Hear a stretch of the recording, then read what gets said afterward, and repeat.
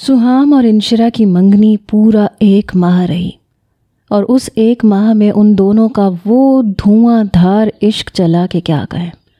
سہام ان دنوں house job کر کے فارغ ہوا تھا اور MO شپ کر رہا تھا۔ انشرا بھی ہاؤس جاب کر کے آ چکی تھی، سو فارغ تھی۔ سہام کی گاڑی ہوتی اور گاڑی میں وہ دونوں۔ شادی سے پہلے ہی ہنی مون کی ساری کسر پوری ہو گئی تھی۔ سمیہ نے تو گن گن کے دن گزارے، اور جیسے ہی مہینہ پورا ہوا شادی کی تاریخ طے کر دی۔ اس بار طاہرہ بیگم کا واویلا کسی کھاتے میں نہیں تھا۔ گھر میں گہما گہمی سی مچ گئی، روز بازار کے چکر لگتے، ہال بک کروا لیا گیا۔ سہام کی شاندار سی بری تیار ہوئی۔ طاہرہ بیگم بھی کسی سے کم نہیں تھی۔ انشرا کا فرنیچر دیکھنے لائق تھا۔ اس دن بھی انشرا پارلر سے آئی تھی، پرسوں اس کی مہندی تھی۔ طاہرہ بیگم اسے بازو سے کھینچ کے اندر لے گئیں اور دروازے کی کنڈی لگا دی۔ کیا ہو گیا امی؟ وہ حیرانی سے بولی۔ میری بات سن دھیان سے، تیرے ابو کی کال آئی تھی، انہوں نے دبئی میں ایک رشتہ دیکھا ہے تیرے لیے۔ طاہرہ بیگم نے اس کے سر پہ بم پھوڑا۔ امی! وہ مارے صدمے کے کچھ بول نہ سکی۔ میری بات سمجھ انشرا، کیا ہے سہام کے پاس سوائے ایک ڈاکٹری کی ڈگری کے؟ کل کلاں کو کتنا کما لے گا؟ میں تو سہام سے تیری شادی کرنے پہ راضی ہی نہیں تھی، بھائیوں نے مجبور کر دیا، وہ کہتی چلی گئیں۔ امی کوئی خدا کا خوف کریں آپ کو اس وقت یہ سب یاد آ رہا ہے؟ پرسوں مہندی ہے میری، وہ چیخ پڑی۔ آہستہ بول، بات سن میری، میں نے تیرے باپ کو انکار نہیں کیا ہے ابھی، وہ تھوڑی دیر تک کال کر کے فائنل بتائیں گے۔ اگر مجھے رشتہ اچھا لگا تو چپ چاپ میری ہاں میں ہاں ملائے گی، سمجھی؟ وہ بولی۔ اور آپ کے بھائی، انہیں کیا کہیں گی؟ اس نے پوچھا۔ انکار کر دوں گی اور کیا؟ سمیہ ویسے بھی آج کل کچھ زیادہ ہی اونچا اڑنے لگی تھی۔ طاہرہ بیگم ہنسی۔ امی یہ ساری بکواس آپ اپنے دماغ سے نکال دیں، میں نے سہام سے ہی شادی کرنی ہے۔ انشرا کو غصہ آ گیا۔ چپ کر، بڑی آئی سہام کی دیوانی۔ طاہرہ بیگم نے اس کے ایک لگائی۔ ساری عمر ان دونوں بہنوں نے میرے اوپر راج کیا ہے۔ میں تو مراد اور فاطمہ کی شادی کے حق میں بھی نہیں تھی، لیکن مراد اڑ گیا۔ دونوں بہنیں مزے سے پورے گھر پہ قبضہ جما کے بیٹھ گئیں۔ سینے پہ سانپ لوٹتے ہیں میرے جب دھڑا دھڑ دکان کے پیسے پہ عیش کرتی ہیں۔ طاہرہ بیگم شعلے اگل رہی تھیں۔ تو آپ نے کون سا عیش نہیں کی امی؟ ان سے زیادہ بڑا گھر ہے آپ کا، ان سے زیادہ ریل پیل ہے پیسے کی، ان سے زیادہ بڑی گاڑی ہے آپ کے پاس۔ بس کریں امی، اب آپ فاطمہ اور سمیہ کا بدلہ مجھ سے اور سہام سے تو نہ لیں۔ انشرا نے کہا۔ پرے ہو، خاک ہے میرے پاس، جب شوہر ہی نہیں پاس تو فائدہ؟ 4 سال بعد چکر لگاتا تھا تیرا باپ، بس 2 مہینے کے لیے، اور وہ دونوں بہن ہیں شوہروں کے دلوں پہ راج کرتی تھیں۔ ساری جلن یہی تھی۔ امی بس کریں، پرسوں میری مہندی ہے، ڈرامے نہ کریں۔ وہ تنگ آ کے اٹھ کھڑی ہوئی، لیکن طاہرہ بیگم ٹھان چکی تھی۔ سمیہ سے تو انہیں خدا واسطے کا بیر تھا۔ ان سے ضد لگا کر وہ فاطمہ کو اس گھر میں لے کے آئی تھی۔ ہمیشہ ان کے بھائیوں نے طاہرہ کی شعلہ اگلتی زبان کے آگے بیویوں کا ساتھ دیا۔ بس یہی کسک تھی، ابھی بھی بس سمیہ کو نیچا دکھانا تھا۔ وہ اگر بیٹے کی ضد کے ہاتھوں مجبور تھیں تو اس بیٹے کو مہرا بنا کر ہی اسے ہرانا تھا۔ رات کو وہ پھر انشرا کے کمرے میں چلی آئیں۔ وہی رٹ، دبئی کا رشتہ، کروڑ پتی لوگ، اکلوتا لڑکا۔ انشرا فٹ فٹ اوپر اچھل رہی تھی۔ انتہائی مارے باندھے وہ مہندی میں شامل ہوئیں۔ ان کا چہرہ سوجا پڑا تھا، باقی سب خوش تھے، سب سے زیادہ انشرا۔ ملاحم نے کل پہنچنا تھا۔ فنکشن ختم ہوتے ہوتے رات کے 12 بج گئے۔ انشرا سونے لگی تھی جب طاہرہ بیگم اس کے کمرے میں آئی۔ امی آپ کچھ نہیں کہیں گی، وہ انگلی اٹھا کے بولی تھی۔ ہاں بالکل صحیح، اب بس میں کر گزروں گی۔ وہ کچن میں تھی جب اس کا سیل بجا۔ وہ دودھ کے نیچے آنچ مدھم کر کے باہر نکلی اور ماہر کے ہاتھوں سے موبائل لے لیا۔ ہیلو، کون؟ نمبر انجان تھا۔ کیسی ہو؟ وہی مانوس سی ملیحی سی آواز۔ ٹھیک ہوں، وہ دھیمے سے بولی۔ میں اور ماہن فن لینڈ جا رہے ہیں، چلو گی؟ اس نے پوچھا۔ میرا دل نہیں کر رہا ملاحم، وہ بیزاریت سے بولی۔ ملاحم دھیرے سے مسکرا دیا۔ گزرے 5 سالوں میں وہ اس کی بات رد کرنا بھی سیکھ گئی تھی۔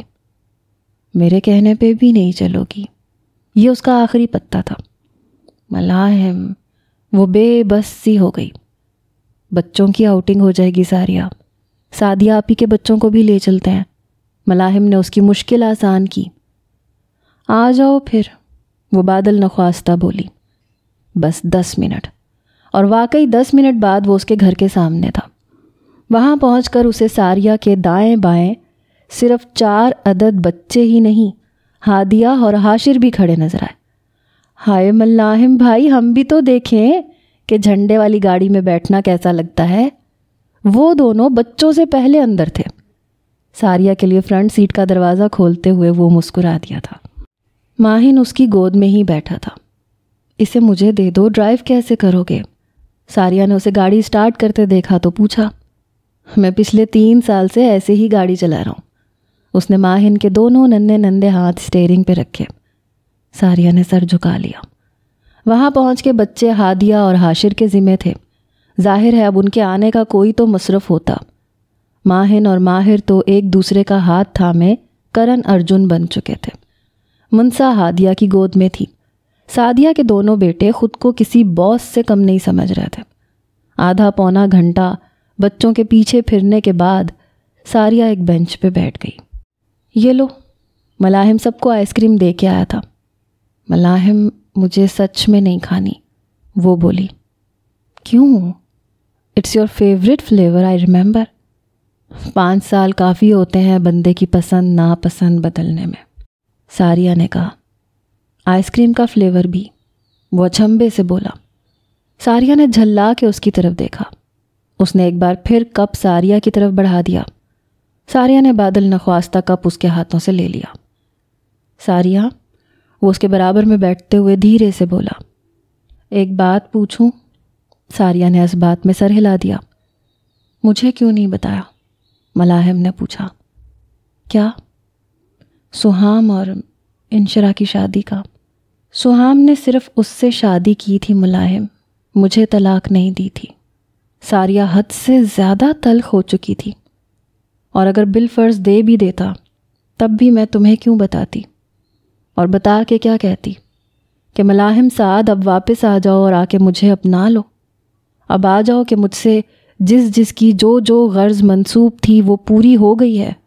بابا اور تایا کا سر اونچا ہو گیا ہے، ماں اور تائی کا مان پورا ہو گیا ہے۔ انشرا کے جانے سے سہام کی زندگی میں جو کمی آ گئی تھی وہ پوری ہو گئی ہے۔ وہ کہتی چلی گئی۔ ہاں تو کہہ دیتی، یہی سب کہنا تھا ساریہ، بس اتنا ہی تو کہنا تھا کہ ملاحم سعد اب واپس آ جاؤ۔ اس کے نزدیک یہ سب کتنا آسان تھا۔ ساریہ پھیکا سا مسکرا دی۔ میں آج بھی اس کی بیوی ہوں ملاحم، اس کے 2 بچوں کی ماں، ساریہ نے کہا۔ تو پھر ہنستی کیوں نہیں ہو ساریہ مراد؟ مجھے 1 ماہ ہو چلا ہے واپس آئے، اور اس 1 ماہ میں بھول کے بھی تمہارے لبوں پہ مسکراہٹ نہیں دیکھی۔ اس کی بیوی ہو تو بیویوں والا سکھ کیوں نہیں ہے تمہارے چہرے پہ؟ 2 بچوں کی ماں ہو تو ماؤں والا غرور کہاں ہے تمہارا؟ وہ کہتا چلا گیا۔ ساریہ خاموش تھی، بالکل خاموش۔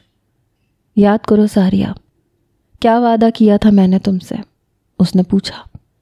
رشتوں کو معتبر کرتے کرتے مجھے بھلے ہی بھلا دینا ساریہ مراد، لیکن خود کو نہیں، کبھی بھی نہیں۔ ساریہ کو یاد تھا۔ تو پھر کہاں گیا وہ وعدہ؟ ملاحم مسلسل اسے دیکھ رہا تھا۔ ساریہ نے آئس کریم کا کپ بینچ پہ رکھا اور کھڑی ہو گئی۔ ملاحم نے دیکھا تو آئس کریم پگھل کے پانی بن چکی تھی۔ اس نے 1 چمچ بھی نہیں کھایا تھا۔ رشتوں کو معتبر کرتے کرتے انہی میں کہیں ختم ہو گیا۔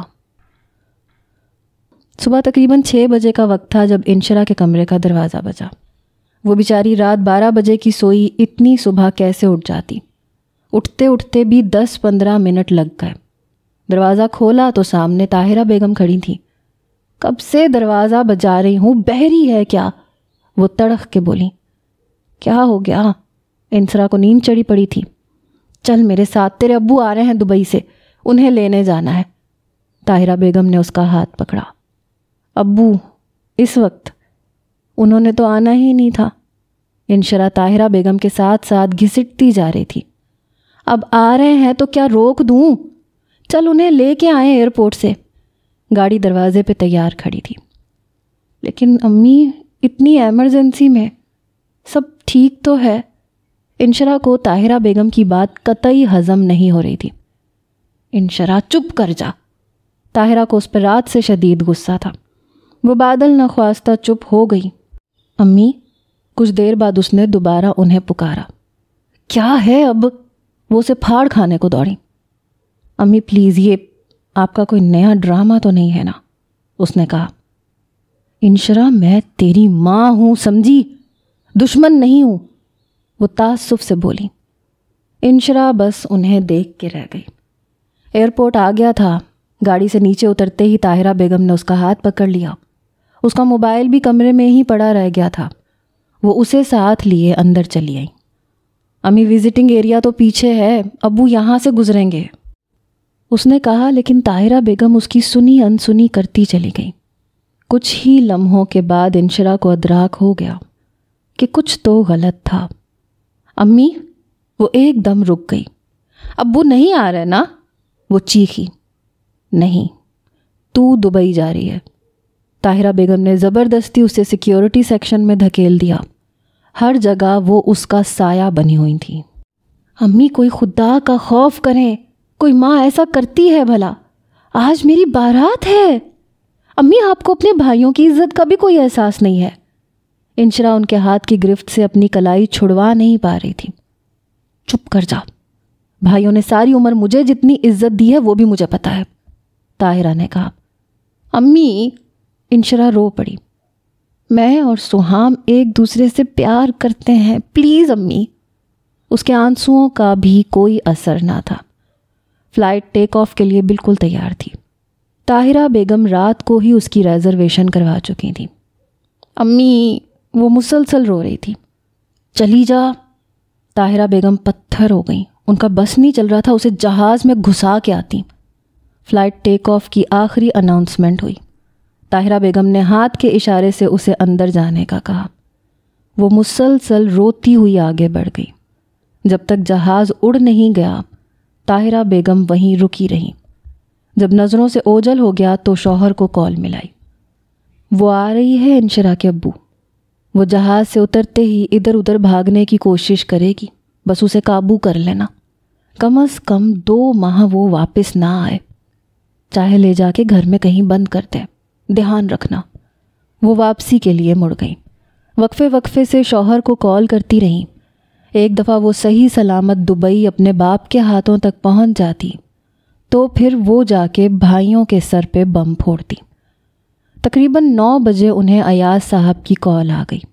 انہوں نے انشرا کو ریسیو کر لیا تھا۔ طاہرہ، وہ مسلسل رو رہی ہے۔ وہ آخر کو باپ تھے، رونے دیں، خود ہی چپ کر جائے گی۔ طاہرہ بیگم پتھر ہو گئی۔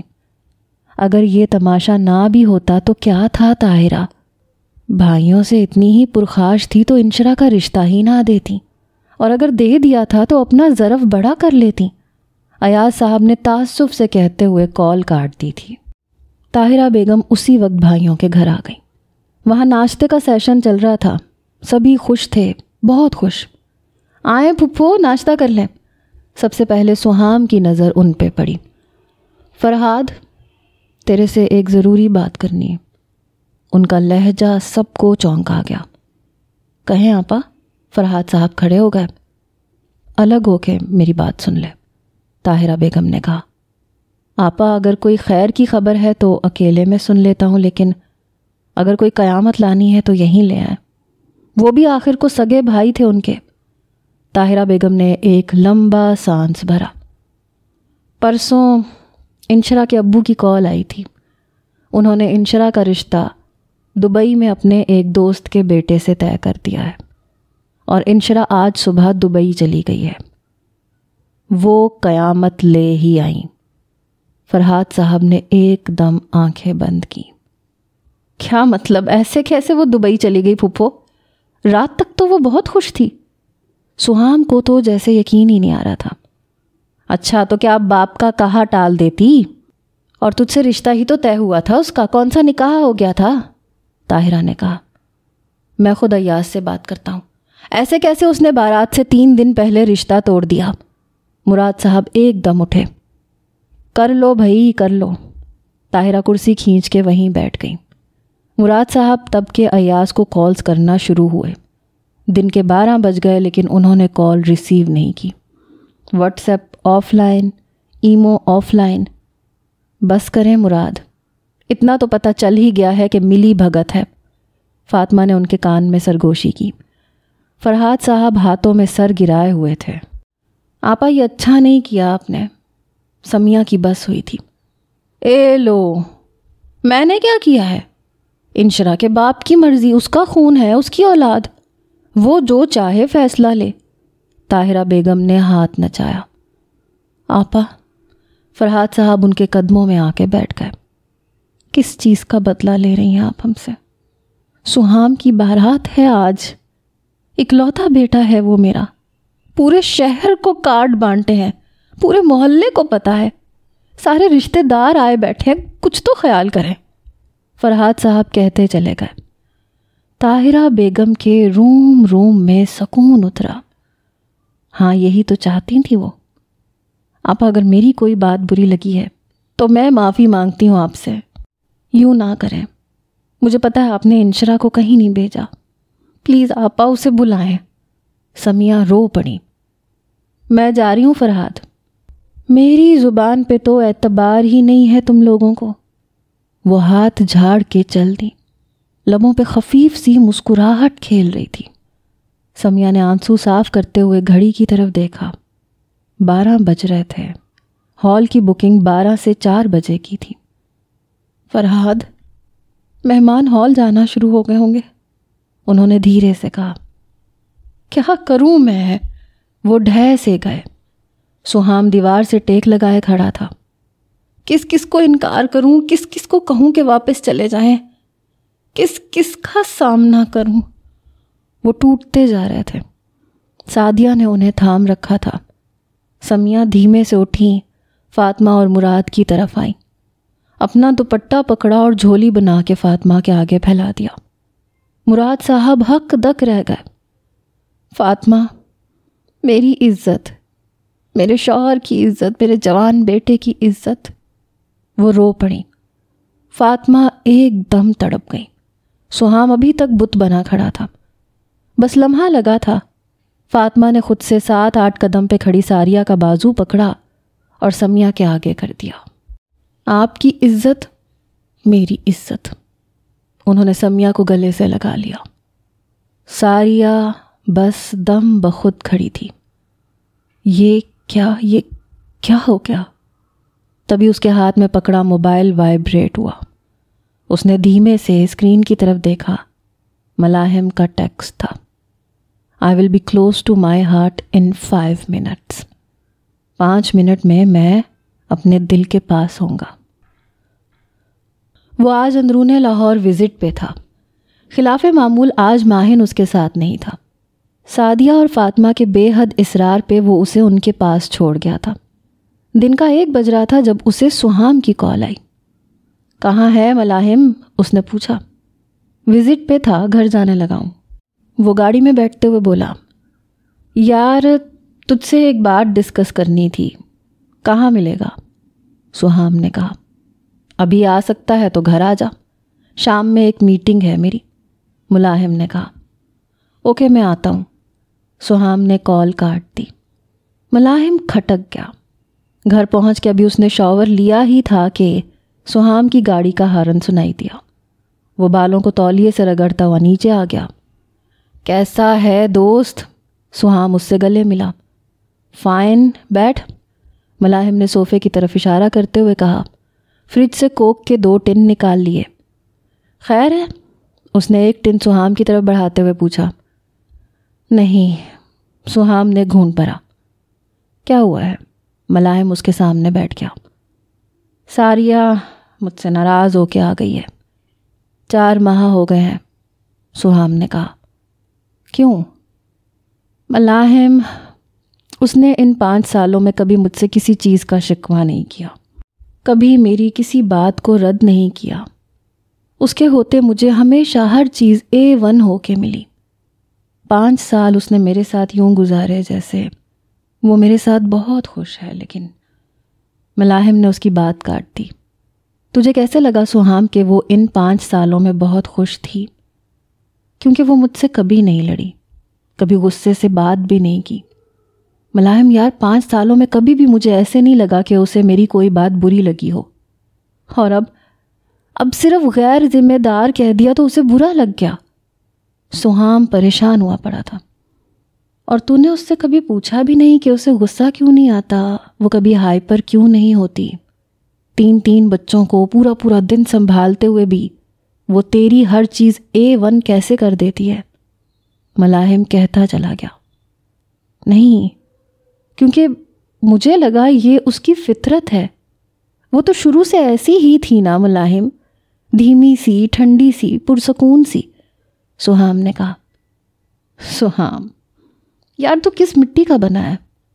ایک لڑکی اپنی انتہائی غیر متوقع شادی کے صرف 2 ماہ بعد ہی سوتن جیسا رشتہ قبول کر لیتی ہے، 2 بچے پیدا کر لیتی ہے، صبح سے شام تک انہیں سنبھالتی ہے، شوہر اور سوتن کے بھی سارے کام کرتی ہے، کچن بھی دیکھتی ہے، پھر سوتن کا بچہ بھی پالتی ہے، لیکن پھر بھی کبھی ہائپر نہیں ہوتی. سہام، تو ایک ڈاکٹر ہے یار، تجھے تو مجھ سے زیادہ پتہ ہے. عورت ایک بچہ پیدا کر لے تو اس کی قوت برداشت کتنی کم ہو جاتی ہے. اس نے تو 2 کیے ہیں، وہ بھی اوپر تلے. میں نے اقرا کی ڈیتھ کے بعد سے ماہن کو تنہا پالا ہے. حالانکہ میں نے اسے جنم نہیں دیا، لیکن یہ صرف میں جانتا ہوں یا میرا خدا کہ میں نے اس بچے کو کیسے پالا ہے. آج بھی میں سوچتا ہوں کہ میں ان 3 سالوں میں پاگل کیوں نہیں ہوا. تو وہ تو 3 بچے پال رہی تھی یار، 3 چھوٹے بچے. ایسے میں بھی اسے کبھی غصہ نہیں آیا. کیوں؟ ملاحم کہتا جا رہا تھا. اسے غصہ آتا ہوگا سہام، بہت آتا ہوگا. نہ جانے کتنی بار وہ ٹیمپر لوز کرتی ہوگی، لیکن ہر بار گھٹ گھٹ کے سب کچھ اندر ہی اندر پی جاتی ہوگی، یا پھر کسی کونے میں بیٹھ کے تنہا رو لیتی ہوگی. کیونکہ یہ تو فطرت تھی نا اس کی، ہمیشہ خاموش ہو جانے کی، ہمیشہ صبر کر جانے کی، ہمیشہ جھک جانے کی. وہ سچ کہہ رہا تھا. تو اس بار کیا ہوا دوست؟ اس بار بھی صبر کر لیتی. سہام نے کہا. ملاحم دھیرے سے مسکرایا. عورت کا صبر اور ظرف حوض کوثر سے تو نہیں نکلا کہ کبھی ختم ہی نہ ہو. ملاحم نے کہا. سہام بول نہ سکا. ملاحم نے اٹھ کے اس کے کندھے پہ ہاتھ رکھا. مجھ سے کیا کہنا چاہتا ہے؟ اس نے پوچھا. میں جانتا ہوں کہ اس کی کوئی بہت گہری یا قریبی دوست نہیں ہے جس سے وہ کھل کے سب کچھ ڈسکس کر سکے. اس کے فرینڈ سرکل میں میرے اور انشرا کے بعد تیسرا بندہ ملاحم ساتھ تھا. 4 سال تم دونوں نے اکٹھے پڑھا ہے. پلیز یار، اسے کہو کہ میرا جرم اتنا بھی بڑا نہیں ہے جتنی بڑی وہ سزا تجویز کر رہی ہے. سہام نے کہا. تجھے لگتا ہے یہ تیرے اسے غیر ذمہ دار کہنے کی سزا ہے؟ ملاحم نے کہا. سہام اس کے منہ کی طرف دیکھنے لگا. میری بات شاید تجھے بری لگے دوست، لیکن ہو سکتا ہے یہ ایک انتہائی مہربان اور اعلیٰ ظرف لڑکی کی زندگی کو ایک کھیل سمجھ لینے کی سزا ہو. سہام ٹھٹک گیا. میں نے اس کی زندگی کو کبھی کھیل نہیں سمجھا ملاحم. اسے اچھا نہیں لگا. اچھا، تو پھر اس کے ہوتے ہوئے انشرا سے شادی کیوں کی؟ نہ چاہتے ہوئے بھی ملاحم کی آواز اونچی ہو گئی. کیونکہ میں اس سے محبت کرتا تھا. لفظ سہام کے لبوں سے ٹوٹ کے نکلے. واہ میرے دوست، مرد کو تو پورا حق ہے اگر ایک انتہائی با وفا اور با کردار بیوی کے ہوتے ہوئے پرانی محبت لوٹ کے آ جائے تو اسے سرخرو کر دے. لیکن عورت وہ کیا کرے؟ وہ ہر بار بس سر ہی کیوں جھکائے، صبر ہی کیوں کرے، معافی ہی کیوں کرے؟ اس پہ کیوں یہ فرض ہے کہ وہ شادی کے بعد بس شوہر سے ہی محبت کرے، پرانی محبت بھول جائے؟ ہر بار وہ ہی کیوں 2 بچوں کا سوچے؟ ہر بار وہی کیوں کمپرومائز کرے؟ ملاحم کہتا چلا گیا۔ سہام بالکل خاموش تھا۔ ایک بات بتا سہام، چل مان لیا کہ اس دن ساریہ سے شادی کرنا تیری مجبوری تھی، تو نے کر لی، لیکن جب انشرا کے لوٹ آنے پہ اس سے شادی کی تو ساریہ کو آزاد کیوں نہیں کیا؟ ملاحم نے پوچھا۔ میں اسے آزاد کیوں کرتا؟ سہام حیرانی سے بولا۔ کیونکہ تو اس سے پیار نہیں کرتا تھا، ملاحم نے کہا۔ ہاں لیکن وہ میری بیوی تھی، ماں بننے والی تھی۔ چاچو کیا سوچتے کہ ضرورت کے وقت منہ اٹھا کے میری بیٹی سے شادی کر لی، جب ضرورت ختم ہوئی تو چھوڑ دیا۔ فاطمہ خالہ کو کیا منہ دکھاتا؟ اور سب سے بڑھ کے ساری عمر ساریہ سے کیسے نظریں ملاتا؟ اس کا کیا بنتا اگر اسے طلاق کا داغ لگا کے چھوڑ دیتا؟ کون اپناتا اسے ایک بچے کے ساتھ؟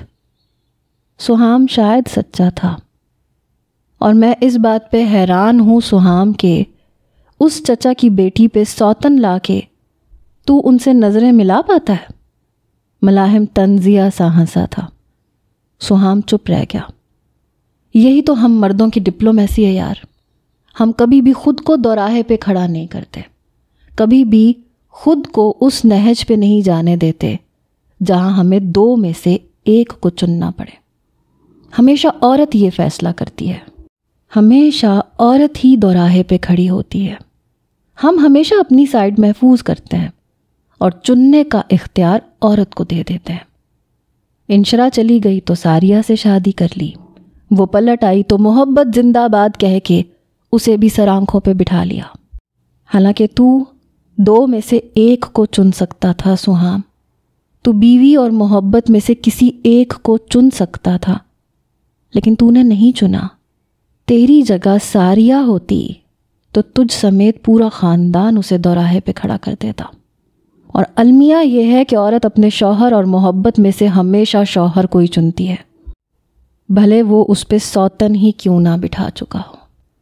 ملاحم کا لہجہ کڑوا ہو گیا۔ تو میں یہ سمجھوں کہ تو میرے ساتھ نہیں ہے؟ سہام نے سانس بھرتے ہوئے کہا۔ بالکل، میں اسے کچھ نہیں سمجھاؤں گا، ملاحم نے کہا۔ چل ٹھیک ہے، شکریہ دوست۔ سہام کا ٹین خالی ہو چکا تھا۔ وہ ملاحم کے کندھے پہ ہاتھ رکھتے ہوئے کھڑا ہو گیا۔ ملاحم اسے باہر تک چھوڑنے آیا تھا۔ ملاحم، یار میں اتنا برا نہیں ہوں جتنا صورتحال نے مجھے بنا دیا ہے۔ تو نے کہا نا کہ مجھے انشرا سے شادی کرنی تھی تو ساریہ کو چھوڑ دینا چاہیے تھا۔ خدا کی قسم میں آج اسے چھوڑ دوں، لیکن 2 بچوں کے ساتھ وہ ساری عمر کے لیے تنہا ہو جائے گی، اور میں جانتا ہوں میری طرح اس کے ماضی میں پہلی محبت نام کا کوئی دیوتا نہیں ہے جو اسے خود میں سمیٹ لے گا۔ سہام نے دھیرے سے کہا۔ تجھے کیسے پتا؟ ملاحم نے کہا تو سہام ٹھٹک گیا، کیونکہ اس نے کبھی… وہ بولتے بولتے رکا۔ اتنا اعتبار دیا تھا تو نے اسے کہ وہ تیرے سامنے اپنا ماضی کھول سکتی؟ ملاحم مسلسل اسے دیکھ رہا تھا۔ سہام بول نہ سکا۔ 2 قدم چل کے گاڑی کی طرف بڑھا، پھر رکا، پھر مڑا۔ یعنی تو جانتا ہے کہ اس کے ماضی میں محبت نام کا دیوتا رہا ہے؟ اس نے پوچھا۔ شاید، ملاحم نے کہا۔ کون تھا وہ؟ اسلام آباد میں CSS کی تیاری کرتا ہوا ایک 24 سالہ لڑکا، جو اس کی شادی کے اگلے دن ہی اس کے آنسو صاف کر کے ہمیشہ کے لیے اسے الوداع کہہ گیا تھا۔ ملاحم 2 قدم چل کے سہام کے قریب آیا اور اس سے وعدہ لے کے گیا تھا، ساریہ مراد بھلے اپنی پہلی محبت کو دھول سمجھ کے اڑا دے، لیکن اپنی ذات کو کبھی بھی مٹی نہیں ہونے دے گی۔ وہ کہتے کہتے رکا۔ سہام دم بخود تھا، اور آج ایک بار پھر 5 سال پہلے کی طرح وہ ساریہ مراد کو اس کے خود غرض رشتوں کے بیچ بس ایک وعدہ لے کر ہمیشہ کے لیے اکیلا نہیں چھوڑ کے جائے گا۔ دن کے 12:15 بجے کا وقت تھا جب وہ ساریہ کے گھر پہنچا۔ پورے گھر میں ایک افراتفری کا سما تھا۔ سہام اور حاشر سیلون گئے ہوئے تھے، فرحاد اور سمیہ ہال پہنچ چکے تھے، مراد اور فاطمہ بس نکلنے والے تھے، سعدیہ بھی اپنے بیٹے کے ساتھ ریڈی تھی۔ ساریہ کہاں ہے آپی؟ ملاحم نے سرسری سا سعدیہ سے پوچھا۔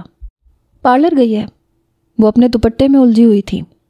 12:30 بجے تک تقریباً سبھی ہال پہنچ گئے تھے۔ سہام بھی آ چکا تھا۔ پارلر کوئی نہیں گیا؟ سعدیہ بھاگی ہوئی فاطمہ کے پاس آئی۔ نہیں، حاشر کو بھیجتی ہوں، فاطمہ نے کہا۔ آنٹی میں چلا جاتا ہوں، ملاحم سعدیہ اور اس کے بیٹے کو لے کے آیا تھا۔ جا میرا بیٹا، ساریہ اور ہادیہ کو لے آ، فاطمہ نے کہا، اور اس نے اپنی خوشی میں سرشار دھیان ہی نہیں دیا کہ انہوں نے انشرا کا نام ہی نہیں لیا تھا۔ 5 منٹ میں وہ پارلر پہنچ گیا۔ ساریہ مراد کو بلا دیں، اس نے گاڑی سے باہر نکل کر کھڑے چوکیدار سے کہا۔ وہ سر ہلا کے اندر چلا گیا۔ ملاحم نے گاڑی کے ڈور سے ٹیک لگا لی۔ چند لمحوں بعد ہادیہ اسے تھام کے باہر لے آئی۔ ساتھ ہی گاڑی سے ٹیک لگائے اس لاکھوں میں ایک لڑکے کے دل پہ قیامت ٹوٹی تھی۔ وہ ایک دم سیدھا ہوا، دم بخود پارلر کی سیڑھیاں اترتی، سرخ عروسی لہنگے میں ملبوس زیورات سے سجی ساریہ مراد کو دیکھتا رہ گیا۔ ساریہ نے بس ایک نظر اس پہ ڈالی، پھر جھکا لی۔ آنسو پلکوں کی بار توڑنے کو بےتاب تھے۔ وہ قریب آئی تو ملاحم کو ہوش آیا۔ دروازہ کھولیں ملاحم بھائی، ہادیہ نے کہا تو اس نے گاڑی کا بادل نخواستہ پچھلا دروازہ کھول دیا۔ وہ دونوں پیچھے ہی بیٹھ گئیں۔ نہ جانے خود پہ کتنا ضبط کر کے اس نے گاڑی سٹارٹ کی۔ فرنٹ مرر سے پھر اس کی طرف دیکھا، وہ سر جھکائے ہوئے تھی۔ انشرا کہاں ہے ہادیہ؟ اس نے ہمت جمع کر کے پوچھا۔ آپ کو کچھ نہیں پتا؟ ہادیہ نے حیرانی سے پوچھا۔ کیا؟ پھپھو نے انشرا آپی اور سہام بھائی کی شادی سے انکار کر دیا آج صبح، اور انہیں راتوں رات دبئی بھیج دیا ان کے ابو کے پاس۔ تو اب ان کے بجائے ساریہ آپی کی شادی ہو رہی ہے سہام بھائی سے، ہادیہ نے مختصراً بتایا۔ ملاحم نے پھر سے مرر میں اس کی طرف دیکھا۔ سر ابھی بھی جھکا ہوا تھا، ہاں البتہ آنسو ٹوٹ ٹوٹ کر اس کے حنائی ہاتھ پہ گر رہے تھے۔ وہ چپ چاپ اسے ہال میں لے آیا۔ ہادیہ نے سہارا دے کے اسے نیچے اتارا۔ سعدیہ نے دوسری طرف سے تھام لیا۔ اسے سہام کے برابر میں بٹھا دیا گیا۔ ملاحم سعد نے اس کا نکاح ہوتے دیکھا، ایک ایسے شخص کے ساتھ جو اس سے محبت نہیں کرتا تھا، جو اس سے شادی نہیں کرنا چاہتا تھا۔ اسے شدت سے اس اعلیٰ ظرف لڑکی کی قسمت پہ رونا آیا، جو اپنے آنے والی زندگی ایک ایسے انسان کے ساتھ گزارنے والی تھی جو کسی اور کے نام سے منسوب رہا تھا۔ اس نے ساریہ کو ہاں میں سر ہلاتے دیکھا، نکاح کے کاغذات پہ سائن کرتے دیکھا، اور اس سے زیادہ وہ دیکھ نہیں سکا۔ چپ چاپ مڑا اور ہال سے نکلتا چلا گیا۔ فنکشن 4 بجے تک ختم ہو گیا۔ رشتہ داروں میں چہمگوئیاں ضرور ہوئیں، لیکن شہر میں عزت بچ گئی۔ اور طاہرہ بیگم ان کی شکل دیکھنے والی تھی۔ انہوں نے تو کیا سوچا تھا اور یہاں کیا ہو گیا؟ نہ کوئی رونا دھونا ہوا، نہ عزت اچھلی، نہ تماشا ہوا۔ چپ چاپ ساریہ سہام کے ساتھ رخصت ہو کے گھر واپس آ گئی۔ انگارے تھے جو ان کے سینے پہ لوٹ رہے تھے۔ وہ دونوں بہنیں تو ابھی تک ساتھ تھیں، تنہا تو طاہرہ بیگم رہ گئی تھیں۔ گھر پہنچتے ہی سہام نے گاڑی نکال لی اور کہیں نکل گیا۔ ہادیہ اور سعدیہ اسے سہام کے کمرے میں چھوڑ گئیں۔ کیا ہونا تھا؟ کیا ہوتا ہے اس قسم کی شادیوں کے بعد؟ وہ رات 11 بجے تک بیڈ سے ٹیک لگائے بیٹھی رہی، موبائل آف کر دیا تھا۔ جب دل زیادہ بھر جاتا تو رو لیتی، پھر خود ہی چپ کر جاتی۔ سہام 12 بجے آیا، کپڑے تبدیل کیے، موبائل چارجنگ پہ لگایا اور منہ تک کمبل تان کے لیٹ گیا۔ اس نے دھیرے دھیرے سارے زیورات اتارے، پھر کپڑے بدلے، میک اپ اتارا اور چپ چاپ ٹیرس پہ نکل آئی۔ کمرے میں سانس بند ہو رہا تھا۔ ریلنگ سے ٹیک لگا کے فرش پہ ہی بیٹھ گئی۔ کھل کے رو بھی نہیں سکتی تھی۔ پوری رات گھٹ گھٹ کے روتی رہی، سسکیاں بھرتی رہی۔ ملاحم، آئی ایم سوری۔ اسے واپس آئے 6 ماہ ہو گئے تھے۔ ماہر کو اسکول داخل کروا دیا تھا۔ وہاں اکیلے رہ رہ کے سمیہ کی طبیعت اچھی خاصی اپسٹ ہو گئی تھی، سو تھک ہار کے وہ واپس آ گئی۔ مروہ کو بھی لے آئی۔ یہاں اسے سنبھالنا آسان تھا۔ فاطمہ، سعدیہ اور یونیورسٹی کے بعد ہادیہ بھی گھر پہ ہی ہوتی تھی۔ انشرا روز یہاں کیسے آیا کرے گی؟ سہام اور انشرا دونوں اس شام آئے تھے۔ نہ آئے، ہفتے بعد آ جایا کرے، سمیہ نے کہا۔ مروہ رہ لے گی اس کے بغیر؟ سہام نے کہا۔ پہلے بھی تو سارا دن اس کے بغیر ہی رہتی ہے، بس رات کو ہی سوتی ہے اس کے ساتھ۔ دل بڑا کرو، ہفتے بعد آ جایا کرنا، میری بس ہو گئی ہے، سمیہ نے کہا۔ اب کہاں ہے مروہ؟ انشرا نے پوچھا۔ ساریہ لے کے گئی ہے، انہوں نے کہا۔ ساریہ نے اٹھا لیا اسے؟ سہام ایک دم بولا۔ سمیہ نے غصے سے اسے دیکھا۔ صرف جنم دینے والی ماں نہیں ہوتی سہام، پالنے پوسنے والی بھی ماں ہوتی ہے۔ صرف حضرت آمنہ ہی ہمارے نبی کریم صلی اللہ علیہ وآلہ وسلم کی ماں نہیں تھی، حضرت حلیمہ سعدیہ کا بھی بڑا مقام ہے بیٹے۔ اسی نے پالا ہے اسے 1.5 سال۔ اب یہاں آ گئی تو کیا اٹھا کے دور پھینک دے گی اسے؟ سمیہ نے اسے اچھا لتاڑا۔ نہیں بس میں، وہ سر جھکا گیا۔ انشرا اٹھ کے اوپر چلی گئی۔ سہام بیٹے ایک دفعہ اور اس سے بات کر، ایک آخری دفعہ، مان جاتی ہے تو منا لے، سمیہ نے کہا۔ وہ نہیں مانے گی امی، سہام نے کہا۔ پھر پوچھ لے کہ کیا چاہتی ہے۔ اگلے دن سہام کا ولیمہ تھا۔ فنکشن رات کا تھا۔ ایک بار پھر اسے ہادیہ کے ساتھ پارلر بھیج دیا گیا۔ سہام نے ایک جبری سی مسکراہٹ اپنے چہرے پہ سجائی ہوئی تھی۔ رات 8 بجے حاشر اسے پارلر سے لے کر آیا۔ اس نے سی گرین کلر کی میکسی کے ساتھ سلور جیولری پہن رکھی تھی۔ کسی روبوٹ کی طرح اسے ایک بار پھر سہام کے پہلو میں لا کے بٹھا دیا گیا۔ ملاحم عین وقت پر پہنچا تھا، بس ایک دھیمی سی مسکراہٹ کے ساتھ سہام سے گلے ملا اور اسٹیج پہ بیٹھی ساریہ مراد پہ ایک نظر ڈالی۔ وہ ہنوز سر جھکائے اپنے ہاتھوں کی پشت کو گھور رہی تھی۔ ملاحم اسے کچھ بھی کہے بغیر اسٹیج سے اتر گیا۔ فنکشن ختم ہوتے ہوتے 11 بج گئے۔ ایک بار پھر اسے سہام کے کمرے میں لا کے بٹھا دیا گیا اور وہ حسب معمول غائب تھا۔ ساریہ جانتی تھی کہ وہ تب گھر واپس آئے گا جب سب گھر والے سو چکے ہوں گے۔ وہ ان میں سے کسی کا بھی سامنا نہیں کرنا چاہتا تھا۔ جب بیٹھے بیٹھے تھک گئی تو اٹھ کھڑی ہوئی۔ قد آدم آئینے کے سامنے کھڑے ہو کے دھیرے دھیرے دوپٹے سے سوئیاں کھولنے لگی۔ 10 سوئیاں کھولیں تو بھاری کامدار دوپٹہ سر سے اتر کے پیچھے کو گر گیا۔ انتہائی کھینچ تان کے اس کے بالوں میں سے بھی ہیئر پنز نکال ہی لی اس نے۔ لمبے سیاہ بال یکدم پشت پہ بکھرتے چلے گئے۔ ایک ایک کر کے اس نے ساری جیولری بھی اتار دی۔ اس سے پہلے کہ وہ اپنے سادہ کپڑے نکال کے واش روم میں گھستی، ٹیرس کی طرف کسی کے قدموں کی آواز ابھری۔ ساریہ کو لگا جیسے کسی نے اس کا دل جکڑ لیا ہو۔ وہ اپنی جگہ سے ہل بھی نہ سکی، بس پتھرائی ہوئی نظروں سے آئینے میں اپنے پیچھے آتے اس کے عکس کو دیکھتی رہ گئی۔ ڈارک گرے کلر کے 3 پیس میں ملبوس وہ 2 قدم آگے کو آیا اور دھیرے سے کمرے کا دروازہ لاک کیا۔ ساریہ ہنوز کھڑی اسے دیکھ رہی تھی۔ ملاحم نے انتہائی نرمی سے اس کے دونوں بازو تھام کے اسے اپنی طرف موڑا۔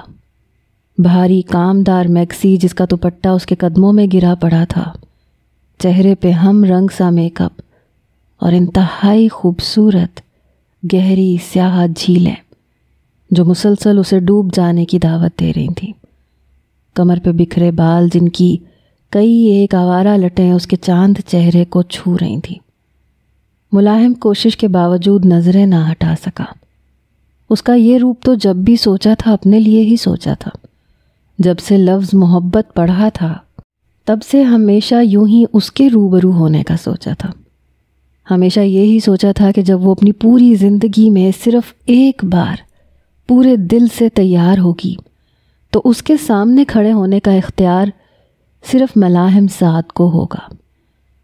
لیکن اس نے جب جب یہ سوچا ہوگا قسمت کتنا زور سے ہنسی ہوگی نا. میری 1 بجے کی فلائٹ ہے واپسی کی، تم سے ملنے آیا تھا. وہ دھیرے سے بولا. لمحہ لگا اور اس کے سامنے کھڑی ساریہ مراد کی دونوں جھیلیں لبا لب بھر گئیں. دھیرے سے اس نے سر جھکا لیا. ساریہ. ملاحم نے ہر شے بھلا کے اس کا چہرہ اپنے دونوں ہاتھوں کے پیالے میں لے لیا.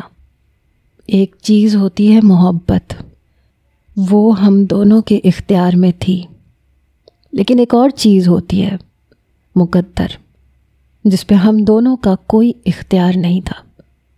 بس کہانی ختم.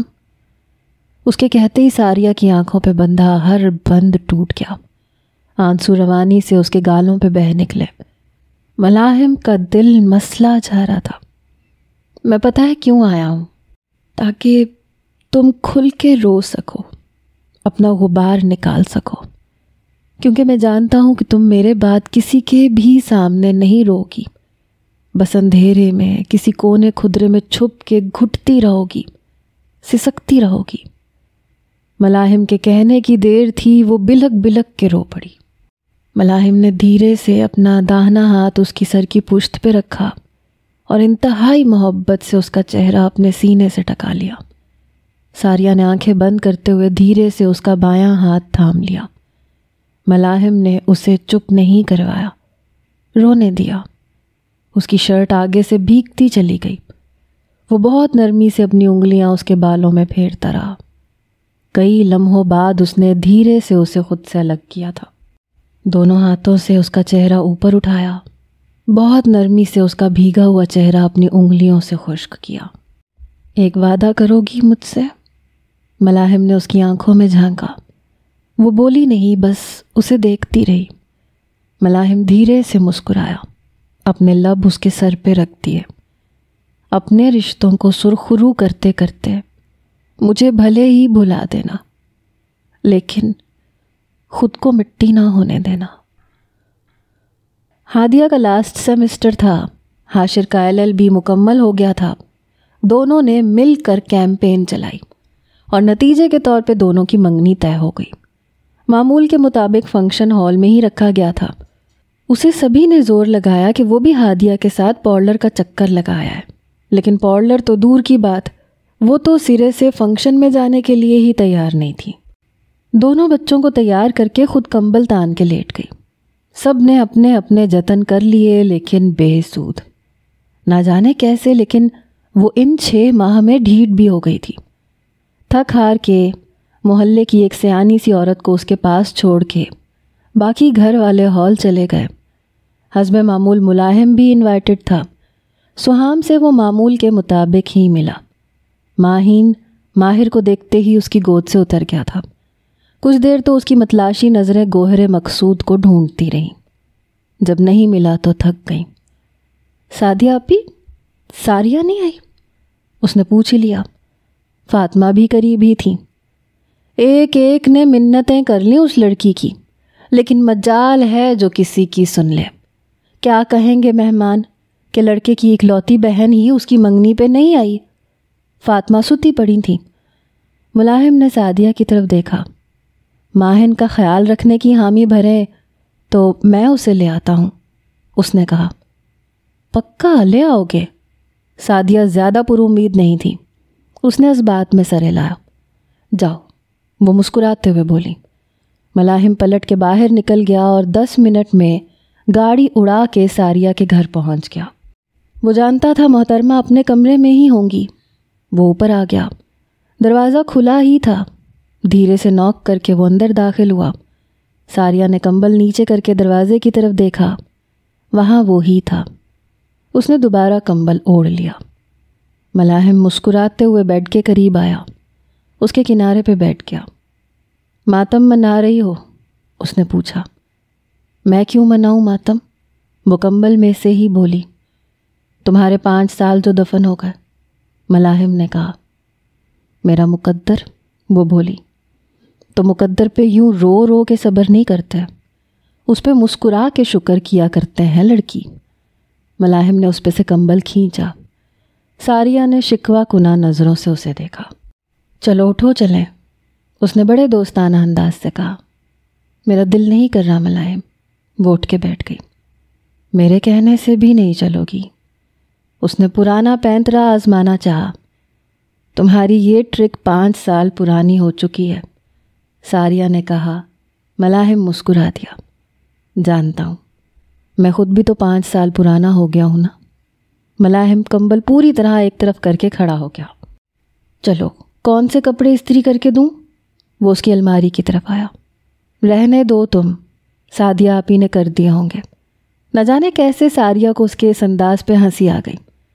میں نیچے انتظار کر رہا ہوں، جلدی کرو۔ وہ اس کے سر پہ سوار تھا۔ ساریہ بادل نخواستہ سی کپڑے لے کے واش روم میں گھس گئی۔ وہ موبائل اسکرین کو دیکھتا ہوا نیچے آ گیا۔ کچھ دیر بعد وہ باہر نکلی تو وہ کمرے میں نہیں تھا۔ جلدی جلدی بالوں کی اونچی سی پونی ٹیل بنا کے اس نے ہلکا سا میک اپ کیا، دوپٹہ کندھوں پہ ڈال کے نیچے اتر آئی۔ وہ صوفے پہ آڑا ترچھا سا لیٹا تھا۔ چلو، وہ اپنا شولڈر بیگ کندھے پہ ڈالتے ہوئے بولی۔ ملاحم نے ایک نظر اس کے سبھی ہی چہرے کی طرف دیکھا اور اٹھ کھڑا ہوا۔ مجھے تم سے ایک بہت ضروری بات بھی کرنی ہے، وہ اس کے لیے گاڑی کا دروازہ کھولتے ہوئے بولا تھا۔ وہ بھی کر لو، ساریہ نے کہا۔ ابھی نہیں، ایسے نہیں، وہ دھیرے سے مسکرایا۔ ساریہ بس اسے دیکھ کے رہ گئی۔ اس کی گاڑی ہال کے دروازے پہ رکی۔ ملاحم نے نیچے اتر کے اس کے لیے گاڑی کا دروازہ کھولا۔ وہ چپ چاپ نیچے اتر آئی۔ اسے ملاحم کے ہمراہ ہال میں داخل ہوتے دیکھ کے فاطمہ کی جان میں جان آئی تھی۔ ماہن دوڑتا ہوا آیا اور ملاحم کی گود میں چڑھ گیا۔ ماہر بھی ماں کی ٹانگوں سے آ کے لپٹ گیا۔ ادھر آؤ، ہر وقت پاپا کی گود میں چڑھے رہتے ہو۔ ساریہ نے ماہن کی طرف ہاتھ بڑھایا۔ وہ پہلے تو ہچکچایا، پھر باپ کے منہ کو دیکھنے لگا۔ آؤ آپ کی اور ماہر کی فوٹوز بناتے ہیں۔ ساریہ کے دوسری بار کہنے پہ وہ اس کی گود سے اتر گیا۔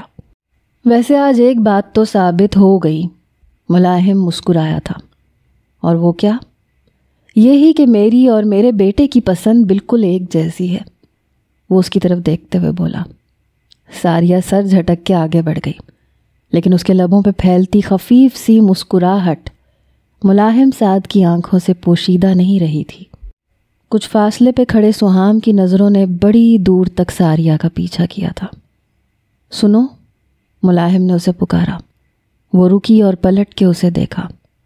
واپسی پہ میرے ساتھ جانا پلیز۔ وہ اسی رات اسلام آباد واپس چلا گیا تھا، ہمیشہ کے لیے۔ سہام اور ساریہ کی شادی کو 1 ہفتہ گزر گیا تھا۔ طاہرہ بیگم اس دن کے بعد سے ان کی طرف آئی ہی نہیں تھی۔ انہیں روز ایاز صاحب کی کال آتی۔ انشرا کا کوئی حال نہیں تھا، وہ بار بار واپس جانے کی ضد کرتی تھی۔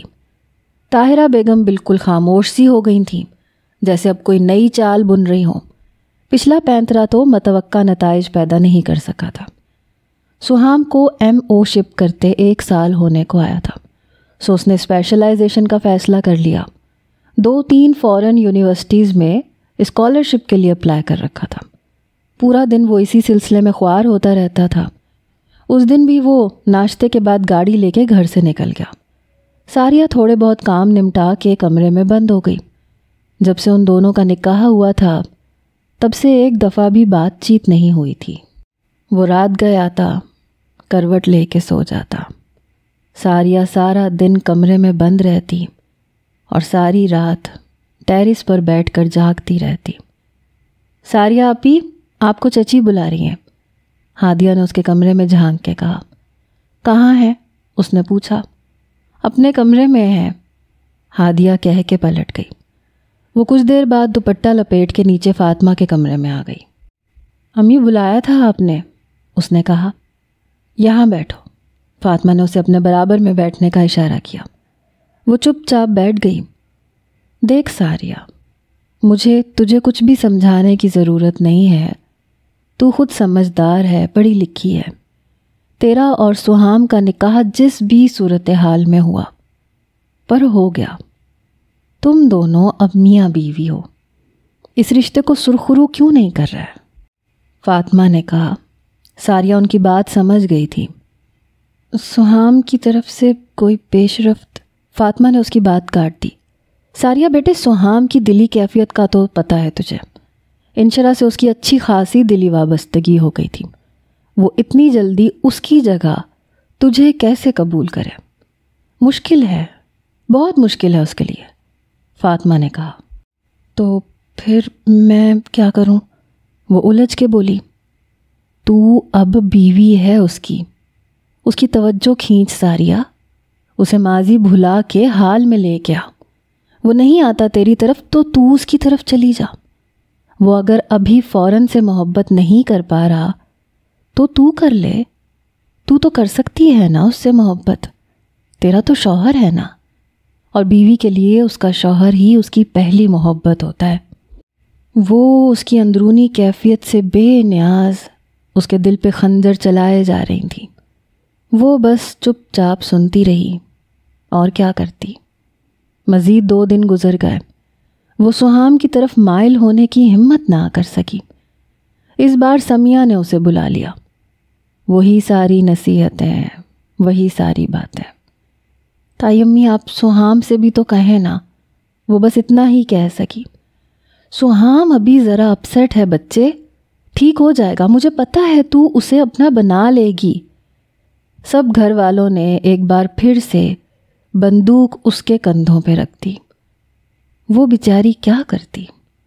سہام 12 بجے 1 بجے گھر آتا تھا اور دن چڑھے تک پڑا سویا رہتا تھا. 3 ہفتے گزر گئے. اس دن سعدیہ کے بیٹے کی سالگرہ تھی. کچھ دن پہلے اللہ نے اسے ایک اور بیٹے سے بھی نوازا تھا. خلاف معمول آج دن بھر سہام گھر پہ ہی رکا رہا. ہادیہ اور حاشر نے مل کے گھر پہ ایک چھوٹا سا فنکشن ارینج کر لیا. یوں خوش گپیاں کرتے کرتے رات کے 10 بج گئے. ساریہ ہادیہ کے ساتھ سب کچھ سمیٹ کے اوپر کمرے میں آئی تو وہ اپنا لیپ ٹاپ کھول کے بیٹھا تھا. وہ ایک نظر اسے دیکھ کے واش روم میں گھس گئی. چینج کر کے باہر آئی. ہاتھوں پہ لوشن لگایا. کنکھیوں سے اسے دیکھا. وہ پوری طرح لیپ ٹاپ کی اسکرین میں منہمک تھا. کچھ دیر تو وہ آئینے کے سامنے کھڑی آگے کا لاہے عمل تیار کرتی رہی. پھر دھیرے سے اپنے گلے میں پڑا دوپٹہ کھینچ کے صوفے پہ پھینکا اور خود بیڈ پہ بیٹھ گئی. چند لمحوں بعد سہام کی طرف کھسکی اور اس کے ساتھ جڑ کے اپنا سر اس کے کندھے پہ رکھ دیا. لیپ ٹاپ کے کی بورڈ پہ رینگتی سہام کی انگلیاں ایک دم ساکت ہوئیں. کیا کر رہے ہیں؟ اس نے پوچھا. 2-3 یونیورسٹی کو ای میلز کی تھیں، ان کے آنسرز چیک کر رہا ہوں. وہ بولا. سبھی نے اپروو کر دیا ہوگا آپ کا اسکالرشپ. وہ کوشش کے باوجود اسے تم نہ کہہ سکی. 2 طرف سے اپروو ہوا ہے، سہام نے کہا. ساریہ نے دھیرے سے اپنا ہاتھ اس کے بازو پہ رکھا، پھر ہولے ہولے اپنی انگلیاں اس کے بازو پہ پھیرتے ہوئے اس کے ہاتھ کی پشت تک لے آئی. کہاں جائیں گے؟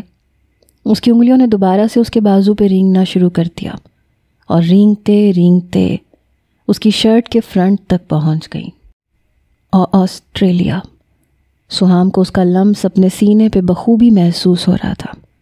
اس کے بدن سے اٹھتی مہک سہام کی سانسوں میں گھلتی جا رہی تھی. ساریہ کی انگلیوں نے دھیرے سے اس کی شرٹ کا پہلا بٹن کھولا، پھر دوسرا، تیسرا کھولنے لگی تو سہام نے اس کے ہاتھ پہ اپنا دوسرا ہاتھ رکھ دیا. یہ کیا کر رہی ہو تم؟ اس نے گردن موڑ کے ساریہ کو دیکھا. ساریہ کا چہرہ اس کے لبوں سے بس 1-2 انچ کی دوری پہ ہی تھا. میں شاید آپ کو سیڈیوس کرنے کی کوشش کر رہی ہوں. وہ بولی تو لب کپ کپا گئے. کس نے کہا تم سے یہ سب کرنے کو؟ سہام نے دھیرے سے لیپ ٹاپ بند کیا. کس نے نہیں کہا مجھ سے یہ سب کرنے کو سہام؟ نہ جانے کیوں اس کی آواز مدھم ہو گئی. اس کے ہاتھ پہ رکھے سہام کے ہاتھ کی گرفت ڈھیلی ہوئی. ساریہ نے دھیرے سے اس کا تیسرا بٹن بھی کھول دیا. امی اور تائی روز مجھ سے سوال کرتی ہیں بابا اور تایا ابا کہتے کچھ نہیں ہیں، لیکن جن نظروں سے وہ مجھے دیکھتے ہیں وہ ناقابل برداشت ہے میرے لیے۔ ہر دوسرے دن میری پیشی ہو جاتی ہے۔ وہ کہتی چلی گئی۔ سہام نے اس کی مخروطی ملائم انگلیاں اپنے سینے پہ چلتی محسوس کی۔ پورے حق سے اس نے ساریہ کی کمر کے گرد بازو ڈال کے اسے اپنی طرف کھینچا۔ ساریہ کا چہرہ اس کے لبوں سے ٹکرایا۔ دوسرے ہاتھ سے اس کے بالوں میں لگا کیچر کھینچ دیا۔ اس کے لمبے بال کسی سیاہ گھٹا کی صورت سہام پہ برستے چلے گئے۔ ہاتھ مار کے اس نے لیپ ٹاپ ایک طرف کر دیا۔ ساریہ، اس لمحے میرے پاس تمہیں دینے کے لیے سوائے وحشت کے اور کچھ نہیں ہے۔ سہام کی سانسیں اس کے چہرے کو جھلسانے لگی۔ چلیں آج وحشت ہی دے دیں، محبت جب ممکن ہو تب دے دینا۔ اس کے کہتے ہی سہام نے کسی صحرا کی طرح اسے لپیٹ میں لیا تھا۔ ساریہ اس کے بوجھ کے زیر اثر گرتی چلی گئی۔ سہام نے لائٹ آف کی، اور اس رات وحشت اور محبت کا فرق اس کانچ نما لڑکی کو بس چند لمحوں میں ہی سمجھ آ گیا تھا۔ اس کے انتہائی شکستہ وجود کو اپنے بازوؤں کی قید سے رہا کرتے ہوئے سہام نے اس کے کانوں میں سرگوشی کی تھی۔ I'm sorry۔ وہ بس آنکھیں بند کر کے کروٹ بدل گئی تھی۔ پوری رات اس کی آنکھوں سے نکلتے آنسو تکیہ گیلا کرتے رہے۔ وہ سہام سے پہلے اٹھ گئی، شاور لیا، بال سلجھائے، دوپٹہ لے کے نیچے آ گئی۔ کچن میں ہلچل مچنا شروع ہو گئی تھی۔ سمیہ دھڑا دھڑ پراٹھے اتار رہی تھیں۔ کہاں رہ گئی سعدیہ؟ انہوں نے آواز دی۔ لائیں تائی امی، میں رکھاتی ہوں۔ اس نے پراٹھا ٹفن میں رکھ کے ٹفن اٹھا لیا۔ اس کے پلٹتے ہی سمیہ اور فاطمہ نے اس کی پشت کی طرف دیکھا۔ کمر سے نیچے تک آتے اس کے سیاہ بالوں سے پانی کے قطرے گر رہے تھے۔ دونوں نے ایک دوسرے کی طرف دیکھ کے سکھ کا سانس لیا۔ ساریہ نے سب کے ساتھ بیٹھ کے ناشتہ کیا۔ دن کے 11 بجنے والے تھے جب اسے سہام کی آواز سنائی دی۔ ساریہ، وہ اسے بلا رہا تھا۔ ایک نظر سمیہ کے مطمئن چہرے پہ ڈال کے وہ اوپر آ گئی۔ وہ ابھی تک کمبل تانے الٹا لیٹا تھا۔ میرے کپڑے نکال دو، ریزرویشن کے لیے جانا ہے، اس نے یوں ہی لیٹے لیٹے کہا۔ ساریہ سر ہلا کے الماری کی طرف آ گئی۔ پینٹ، شرٹ، کوٹ، ٹائی سب کچھ نکال دیا۔ سہام بستر سے اٹھ گیا۔ ٹراؤزر کے اوپر اس نے صرف بنیان پہن رکھا تھا۔ ساریہ نے اس کی طرف دیکھنے سے گریز کیا۔ چپ چاپ اس کی نئی شرٹ میں سے پنیں نکالتی رہی۔ وہ موبائل چارجنگ پہ لگا کے صوفے کی طرف آیا، تولیہ اٹھا لیا۔ تبھی نظر اس کی پشت پہ پڑی۔ کندھے سے ڈھلکتا آنچل اور کمر پہ بکھرے بال جو ابھی تک گیلے تھے۔ وہ تولیہ کندھے پہ ڈالتے ہوئے اس کی طرف آیا اور بڑے حق سے اپنے دونوں بازو اس کے گرد باندھتے ہوئے اپنا سر اس کے کندھے پہ رکھ دیا۔ تم ٹھیک ہو؟ اس نے نرمی سے ساریہ کی گردن کو اپنے لبوں سے چھوا تھا۔ ٹھیک ہوں۔ وہ اچھی خاصی پزل ہو گئی۔ سہام نے ایک نظر اس کے کپکپاتے لبوں کو اور سرخ چہرے پہ ڈالی، پھر ایک کے بعد ایک لمس چھوڑتا چلا گیا۔ ساریہ کھڑی رہ گئی، ساکت، جامد۔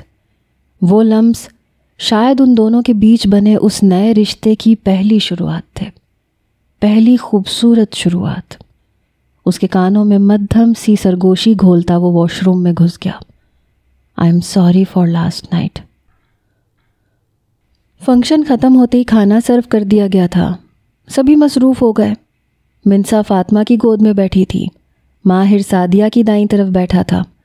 اسے ہر چیز مہیا کر کے اس نے کولڈ ڈرنک میں اسٹرا ڈالا اور دھیرے سے ہال کے پچھلے حصے میں نکل آئی۔ وہ حصہ ایک اوپن ریزورٹ کی طرح تھا۔ وہ دھیرے سے سیڑھیوں پہ بیٹھ کے گھونٹ بھرنے لگی۔ دسمبر کے اوائل دن تھے اور چاند 14ویں کا۔ کالے کالے بادلوں کے ٹکڑوں نے جگہ جگہ سے چاندنی کی کرنوں کا راستہ روک رکھا تھا۔ ہواؤں کے جھونکے دل نشین سے تھے۔ وہ نہ جانے کب اس کے پیچھے آ کھڑا ہوا۔ مجھے پتہ ہے تم میرے پیچھے کھڑے ہو، وہ بوتل خالی کرتے ہوئے بولی۔ ملاحم 2 قدم چل کے اس کے برابر میں بیٹھ گیا، یوں کہ اس کا رخ ساریہ کی طرف تھا۔ وہ کچھ دیر اس کے چہرے کی طرف دیکھتا رہا، پھر ہاتھ بڑھا کے اس کی پونی کھینچ دی۔ ایک دم اس کے بال ادھر ادھر بکھر کے ہوا کے ساتھ جھولنے لگے۔ ملاحم، وہ جھلا گئی۔ ملاحم نے مسکرا کے ربڑ بینڈ دور پھینک دیا۔ 5 سال پہلے میری ایسی حرکتوں پہ تم جھینپ جایا کرتی تھی، آج جھلا اٹھتی ہو، وہ بولا۔ کیونکہ 5 سال پہلے میں تمہاری محبوبہ تھی، آج کچھ بھی نہیں ہوں، ساریہ نے کہا۔ جانتی ہو میرے پاس تمہاری یادوں کا جو ایک انتہائی خوبصورت خزانہ ہے، اس میں تمہارے ہوا کے دوش پہ یوں اڑتے ہوئے سیاہ بال سر فہرست ہیں، ملاحم نے کہا۔ بس یہی تو نقصان ہوتا ہے وقت گزر جانے کا۔ 5 سال پہلے ملاحم کے یوں تعریف کرنے پہ وہ خود کو کوئی شہزادی تصور کرنے لگتی تھی، لیکن آج وہ بس سر جھکا کے خاموش ہو گئی۔ آنکھیں سرشار نہیں ہوئیں، گال سرخ نہیں ہوئے، لبوں پہ کپ کپاہٹ نہیں پھیلی۔ ایک بات پوچھوں؟ وہ بولا۔ ساریہ نے اس کی طرف دیکھا۔ فیصلہ کر لیا یا ابھی کرنا ہے؟ اس نے پوچھا۔ شاید کر لیا، ساریہ نے کہا۔ پلٹنا چاہتی ہو؟ اس نے پھر پوچھا۔ نہیں، وہ بولی۔ آگے بڑھنا چاہتی ہو؟ وہ پوچھتا گیا۔ فی الحال وہ بھی نہیں۔ تو پھر فیصلہ کیا کیا ہے؟ وہ بولا۔ یہی کہ اب ڈاکٹر سہام فرہاد کے ساتھ نہیں رہنا، اس نے کہا۔ لیکن ساری عمر اس کے 2 بچے پالتے ہوئے اس کے نام پہ بیٹھے رہنا ہے، اور اپنی نظروں کے سامنے ڈاکٹر صاحب اور ان کی ہر دل عزیز بیوی کو خوش و خرم زندگی گزارتے دیکھتے رہنا ہے۔ وہ تلخ ہو گیا۔ معاملہ اتنا آسان نہیں ہے ملاحم جتنا تم سمجھ رہے ہو۔ ابھی صرف 6 ماہ ہوئے ہیں مجھے واپس آئے، اور ان 6 ماہ میں گھر کا کوئی ایسا فرد نہیں ہے جس نے مجھے سمجھانے کا فرض ادا نہ کیا ہو۔ قسم سے ہر تیسرے دن کسی نہ کسی فرد کے سامنے میری پیشی ہو جاتی ہے۔ وہ میری ساری سنتے ہیں لیکن سمجھتے نہیں ہیں۔ پچھلے 5 سالوں میں جو ہوا سو ہوا، آئندہ نہیں ہوگا۔ بس یہی درس ہے سب کا۔ سب مانتے ہیں کہ سہام نے غلط کیا، لیکن کوئی یہ نہیں مانتا کہ میں نے ٹھیک کیا۔ ان سب کے لیے سہام کا میرے سامنے بیٹھ کے بس اتنا کہہ دینا کافی ہے کہ مجھے معاف کر دو، آئندہ ایسا نہیں ہوگا۔ وہ کہتی چلی گئی۔ ملاحم چپ چاپ اس کی سنے جا رہا تھا۔ پتہ ہے ملاحم، میں اپنے 2 بچوں کے ساتھ تا عمر سہام کے نام پہ اپنے باپ کے گھر بیٹھی رہوں۔ میرے اس فیصلے کو شاید وہ لوگ رو پیٹ کے قبول کر ہی لیں گے، لیکن سہام سے طلاق لینے کے فیصلے میں کوئی میرے ساتھ نہیں ہوگا، ساریہ نے کہا۔ میں تمہارے ساتھ ہوں، ملاحم نے کہا۔ تم کون ہو؟ کیا لگتے ہو میرے؟ ساریہ کے ایک دم پوچھ لینے پہ وہ دم بخود رہ گیا۔ بولو ملاحم۔ مراد احمد میرا باپ ہے، فاطمہ مراد میری ماں ہے، سہام فرہاد میرا شوہر ہے، ماہر سہام میرا بیٹا ہے۔ تم بتاؤ، تم سے کیا رشتہ ہے میرا جو تم میرا ساتھ دو گے؟ وہ کہتی چلی گئی۔ ملاحم کچھ دیر اس کے چہرے کی طرف دیکھتا رہا، پھر اٹھ کھڑا ہوا۔ کچھ فاصلے پہ بنی گلابوں کی کیاری سے ایک گلاب کا پھول توڑا، پھونک مار کے صاف کیا اور اس کی طرف آیا۔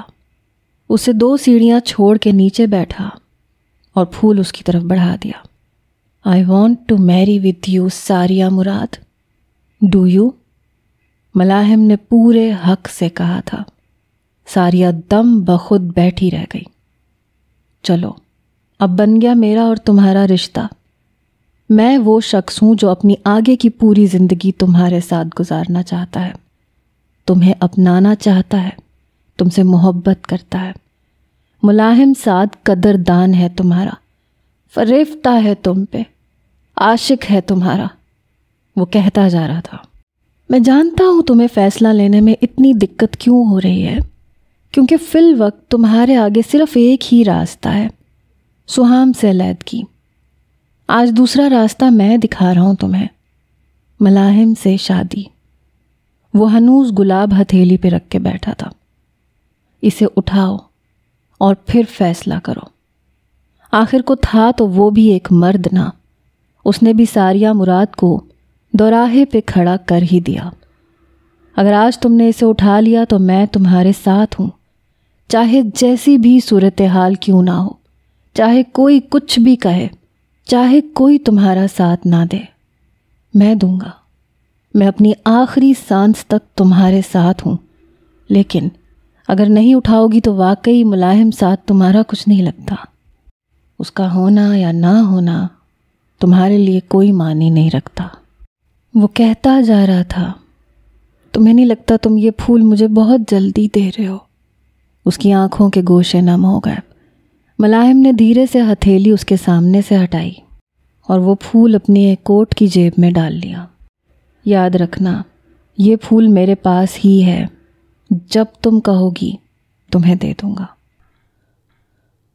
ساریہ اور سہام کی شادی کو 2 ماہ ہونے کو آئے تھے۔ ان دونوں کا رشتہ کافی حد تک پروان چڑھ گیا تھا۔ سہام کی ریزرویشن بھی ہو گئی تھی، اس نے کچھ دنوں تک آسٹریلیا چلے جانا تھا۔ اس دن بھی وہ اپنے اور سہام کے کپڑے استری کر رہی تھی جب سہام کی کال آئی۔ کیا کر رہی ہو؟ وہ کافی خوشگوار موڈ میں تھا۔ کپڑے پریس، اس نے دھیرے سے کہا۔ اچھا ایسے کرنا، رات کو 9 بجے تک تیار رہنا، میرے بھی کپڑے ریڈی کر دینا، ڈنر کرنے چلیں گے۔ ساریہ اس کی یہ بات سن کے فوت ہوتے ہوتے بچی۔ خیر ہے؟ بے ساختہ اس کے منہ سے نکل گیا۔ کیوں؟ میں تمہیں ڈنر پہ نہیں لے جا سکتا؟ سہام نے اچھمبے سے کہا۔ نہیں، میرا وہ مطلب نہیں تھا، ساریہ نے کہا۔ ریڈی رہنا، رات کا کھانا نہ کھانا، وہ یاد دہانی کروا کے کال کٹ کر گیا۔ ساریہ کے لبوں پہ مسکراہٹ کھیل گئی۔ بڑے دل سے اس نے اپنے اور سہام کے کپڑے استری کیے، پھر شاور لیا۔ شام تک ڈنر کی ہی تیاریوں میں لگی رہی۔ فیروزی رنگ کی شارٹ شرٹ کے ساتھ نیوی بلو پلازو پہنے اس نے ریشمی دوپٹہ کندھے پہ سیٹ کیا، بالکل ہلکا میک اپ اور لائٹ سی جیولری، بال یوں ہی کھلے چھوڑ دیے تھے۔ 9 بجے تک وہ بالکل تیار تھی۔ جوتا پہن کے اس نے ایک نظر آئینے کے سامنے کھڑے ہو کے خود پہ ڈالی۔ ساریہ مراد آج بہت خوبصورت لگ رہی ہے۔ اچانک ہی اس کی سماعتوں کے پردے پہ وہ مانوس سی آواز گونج گئی۔ وہ دم بخود کھڑی رہ گئی۔ یاد تو آج بھی آتا تھا وہ، کبھی کبھی، ذرا ذرا۔ سر جھٹک کے وہ صوفے پہ بیٹھ گئی۔ اب بس انتظار کرنا تھا۔ 10 بج گئے لیکن سہام نہیں آیا۔ کال کی تو موبائل آف۔ وہ پریشان سی ہو گئی۔ ہادیہ 2 دفعہ کھانے کا کہنے آئی لیکن اس نے انکار کر دیا۔ 11 بج گئے۔ اسے شدید بھوک لگ رہی تھی۔ بار بار سہام کا نمبر ملا کے وہ تھک گئی۔ موبائل بیڈ پہ پھینکا، صوفے کی پشت سے ٹیک لگا لی۔ یوں ہی اسے نیند آ گئی۔ 11:15 کے قریب وہ کمرے میں داخل ہوا۔ ساریہ ایک دم ٹھٹک کے نیند سے جاگی اور کھڑی ہو گئی۔ سہام اسے دیکھ کے ایک دم رکا۔ شٹ یار! اس نے زور سے اپنا بازو ماتھے سے لگایا۔ سوری یار، میرے ذہن سے بالکل نکل گیا کہ میں نے تمہیں ڈنر کا کہا ہے، وہ تھوڑی شرمندگی سے بولا۔ ساریہ بس اسے دیکھ کے رہ گئی۔ چلو اب کروا لاتا ہوں، وہ جلدی سے بولا۔ رات کے 12 بج رہے ہیں، ریسٹورنٹ تو بند ہونے والے ہوں گے، اب رہنے دیں، کوئی بات نہیں۔ ساریہ پھیکے سے دل سے صوفے پہ بیٹھی اور جوتے اتارے۔ آئی ایم سوری یار، سہام کو افسوس ہوا تھا۔ ساریہ نے چپ چاپ جیولری اتاری، میک اپ صاف کیا، بال سمیٹے۔ آپ چینج کر لیں، کپڑے واش روم میں ہیں۔ اس نے اپنے لہجے کو عام سا ہی رکھا۔ سہام چپ کر گیا۔ موبائل ڈیڈ ہوا پڑا تھا۔ ایک نظر اسے دیکھتے ہوئے واش روم میں گھس گیا۔ باہر نکلا تو وہ کمرے میں نہیں تھی۔ کچھ دیر اس کے واپس کمرے میں آنے کا انتظار کیا، پھر وہ نیچے اتر آیا۔ کچن سے آوازیں آ رہی تھیں۔ کیا کرنے لگی ہو؟ وہ دروازے میں کھڑا ہو کے بولا۔ کھانا گرم کر رہی ہوں، ساریہ نے کہا۔ تم نے کچھ بھی نہیں کھایا؟ سہام کو ایک بار پھر افسوس ہوا۔ آپ نے کہا تھا کھانا نہ کھانا، میں نے نہیں کھایا۔ وہ چاولوں پر رائتا اور سلاد رکھ کے وہیں کھانے بیٹھ گئی۔ اس دوران سہام مسلسل اسے صفائیاں ہی دیتا رہا۔ سہام کوئی بات نہیں، اس نے مختصراً کہا۔ چائے بھی بناؤ گی؟ اس نے پوچھا۔ ساریہ نے اس بات میں سر ہلا دیا۔ میں بھی پیوں گا، وہ کہہ کے اوپر چلا آیا۔ کچھ دیر بعد وہ 2 کپ لے کے اندر داخل ہوئی۔ وہ موبائل لے کے آڑا ترچھا سا بیڈ سے ٹیک لگائے بیٹھا تھا۔ ساریہ نے اس کا کپ سائڈ ٹیبل پہ رکھا، اپنا کپ اٹھا کے ٹیرس پہ نکل آئی۔